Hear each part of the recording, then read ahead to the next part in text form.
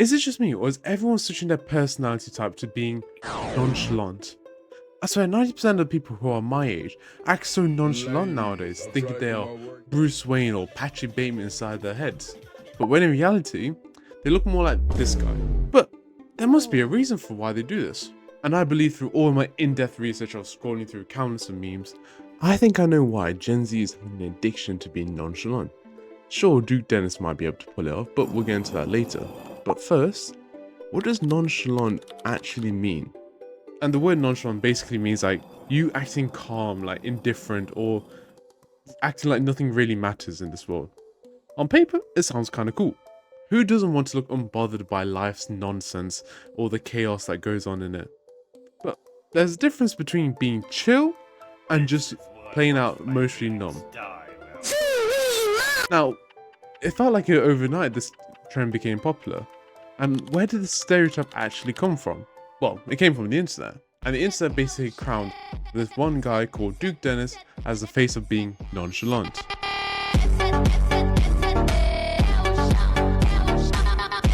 But if you're that nonchalant here, that you don't care about these online influencers, let me give you a little breakdown for him. Duke Dennis is just a big streamer on Twitch and YouTube who is a part of this group of AMP, and any iPad kid would recognize that group due to them being religiously attending Kai's in that stream, spamming W in the chats. And look, Duke is a cool guy. This man can literally eat grapes, and somehow he can gain aura from that people actually start copying him and his ways. That's how deep the aura farming goes. And because of that, Duke has literally any women literally gravitated towards him on the street. Like he's got some sort of nonchalant magnetic field around him. But here's where it gets messy. People think, oh yeah, if I act like nonchalant like Duke Dennis does, women will be all over me, right? No!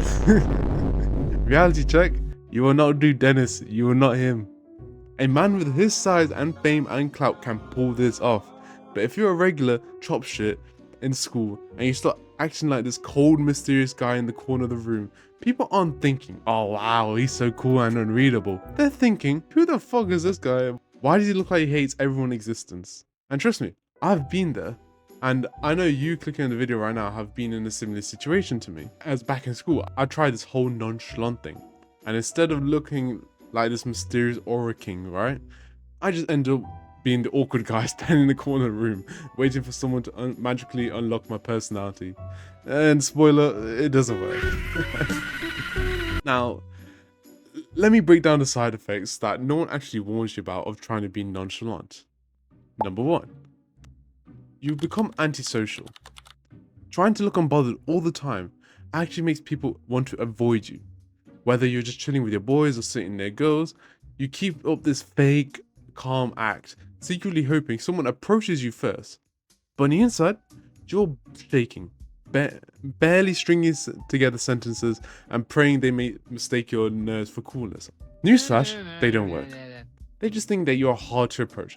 I had a girl literally tell me that in 6th form, she thought I hated my life because my face always looked dead on the inside when I thought it was looking like a cool, mysterious guy. Number 2, you stop expressing what you actually care about. Being nonchalant trains you to hide your excitement. Instead of talking passionately about your hobbies, any opinions you have, you water everything down until every conversation just sounds like a dry PowerPoint presentation. That's crazy. You think you're protecting your aura, as the kids will say, but you're making a lot of people avoid talking to you because of this. Because who wants to hang around someone who literally seems like they don't care about anything? Number 3, life gets dull. Keep up this act long enough and suddenly everything just feels flat. You can't enjoy your hobbies anymore. You don't feel those highs and lows like you used to when you were kids. And slowly you turn into an emotionally numb NPC. And at some point you ask yourself, am I dying to live or just living to die? Number 4, you care too much about others' opinions. Those who try to act nonchalant all the time secretly worry about how they present themselves in front of everyone. Whether it's them doing a class presentation, whether they try to act unbothered, or even walking down the street pretending they don't care. You put on this persona to show that you're unaffected, yet deep down, you're constantly adjusting your vibe, forcing yourself to act authentically in every situation, like you're naturally nonchalant. And in reality, you're just scared that if you show even if a sliver of emotion, your whole nonchalant image will just crumble. So, what's the actual alternative? Well, there's a cure to all of this. It's actually just being authentic.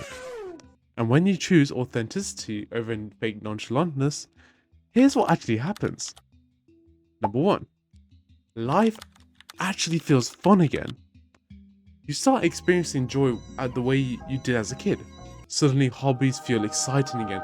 Conversations you have energy in it, and you stop viewing positivity as such a weakness. Number two, you become more social. When you drop the "oh, I'm too cool to care" kind of facade, people actually want to approach you. You seem fun in front of everyone, right? And you seem more that open guy who's actually worthy of wanting to get to know. Number three, people will view you more positively. There's a visible difference when you start showing actual genuine happiness and care. People start to gravitate towards good energy, and being real makes you naturally attract the right ones. As who would want to be with someone who has practically low energy throughout their whole lives or their whole persona? Number four, you care openly again. Whether it's a craft, a hobby, or person you like, showing you care doesn't make you weird. It just makes you, a human bloody being. It connects you to people who actually share your same passions, instead of just leaving you stuck in that nonchalant corner with nothing going on but just awkward silence. And lastly, number five, you care less about others' opinions. Once you start acting more authentic to your true self, the weight of others' opinions slowly fades away. You begin to actually live your life to the fullest, feeling that sense of freedom and fulfillment again in your life. You realize their opinions don't actually hold the same power over you anymore. And if you're not really sure how to start being authentic with yourself, don't worry about that. As I've already covered a whole video on this exact topic before, I'll leave it linked right here at the end of the video so you can check it out after this one. And if you want to see more content like this in this kind of style, let me know by liking the video and maybe in the comments below. But for now, remember this. You're born to be nothing, but you can live to be anything. I wrote that shit.